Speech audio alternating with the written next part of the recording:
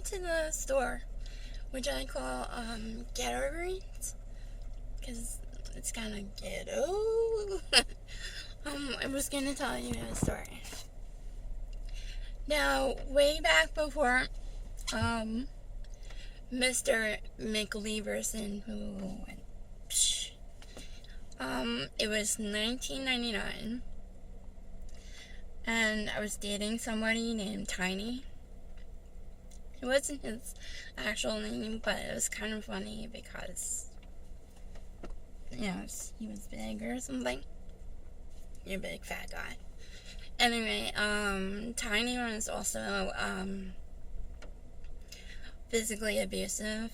That's not the funny part.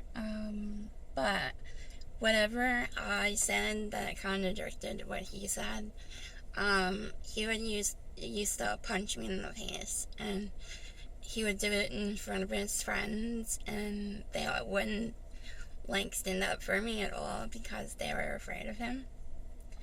Anyway, I was, dating Tiny for a few weeks, and, let me explain.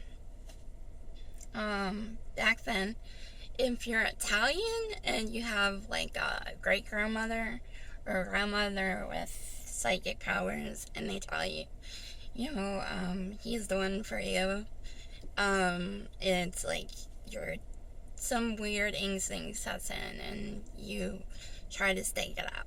But I think I was also afraid of him. Okay.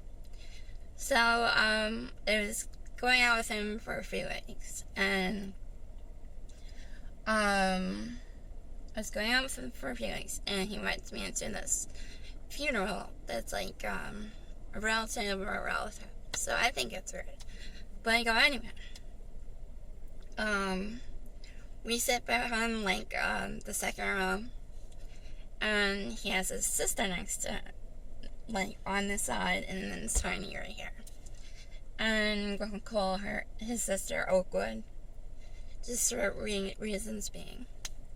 So Oakwood is doing this throughout the whole mass. You can't get me. And she's 12 at the time, or 14. So he's mad at me because he is Christian and I'm Catholic, and born again Christian. And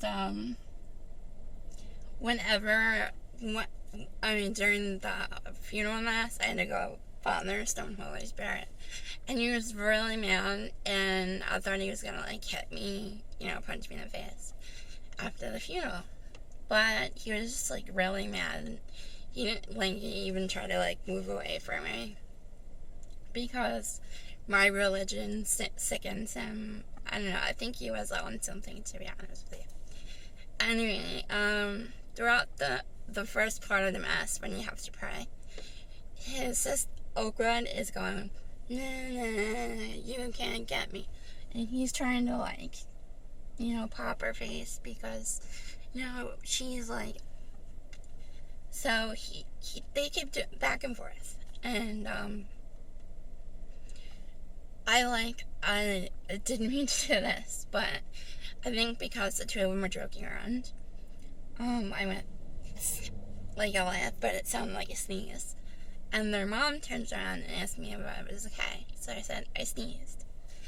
A few minutes later, they do it again, back and forth, and I went louder, because I didn't know what, this was awkward for me, and I forgot where I was. So, now the mom and father turn around, and they ask me if I'm okay.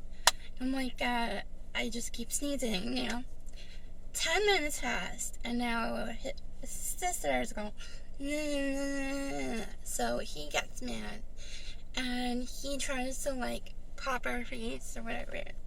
And now I just, I let out this,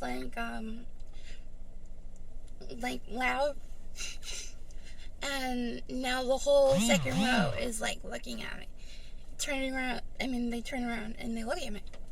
So I just covered my face, and I said, I keep sneezing, I'm sorry. So somebody hands me a tissue box, and now whenever they're joking through a whole funeral, I just cover my nose with this tissue and say, I'm sorry, I must have a cold. So, that was my shameful story of accidentally laughing at a funeral. Oh, and word to the wise, if people hurt you, and they still call you, hypothetically, and you're a nice person that never did anything wrong, they better, buy you the most ginormous chocolate bar or something that's diamond studded. Because, once you hurt somebody, it scars them. Even, emotionally, it scars them for life. And it's part of you will, you have this strong love for them, but you don't deserve tears. You deserve to smile and be happy. So that's my storytelling segment of I love you, zombie tits. Take care. I'm about to go to the store now. Bye.